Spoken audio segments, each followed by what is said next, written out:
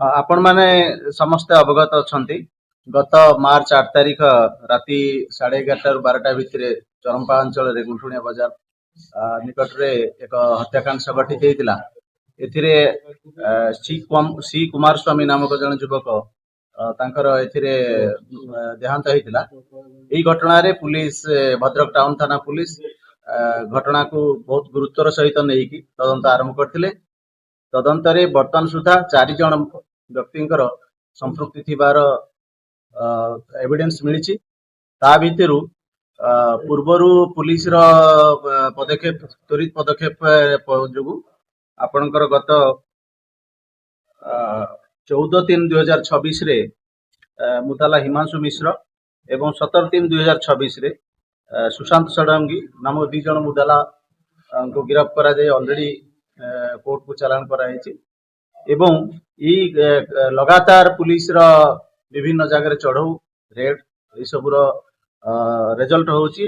तार तृतीय अक्यूज जी अछंती तृतीय मुदाला अछंती विश्वजीत बेहेरा ओरफ बाबू ताको पुलिस आज गिरफ्त करछि।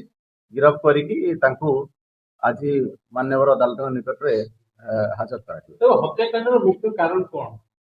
हत्याकांडर मुख्य वर्तमान सुधा जहा तदंतर जना पड़छि एथिरे आपणकर जे डिसीज मुतफा जी थिले एवं जो माने हत्याकारी अभियुक्त से माने परस्पर सहित परिचित थिले पूर्वरु अननोन केही नथिले परिचित थिले एवं से दिन घटना दिन राति रे गोटे छुटिया जुक्तितर्क प्रथमे अन्य एक थर्ड पर्सन सहित हेतिला से अन्य को डिसीज को सेठी डकैतिला जहा को नेकी प्रथमे बाकवितंडा हेतिला एवं टसल हेछि। टसल हला भितरे तार मृत्यु हेछि ताको स्टैबिंग हेछि मृत्यु हेछि। जहाँ जना पड़छि यह एक सडन प्रोवोकेशन रे घटना हेछि। पूर्वरु सेमती क्लियर कट तांकर कोनसी राइवलरी विशेष सेमती जना पड़ नै।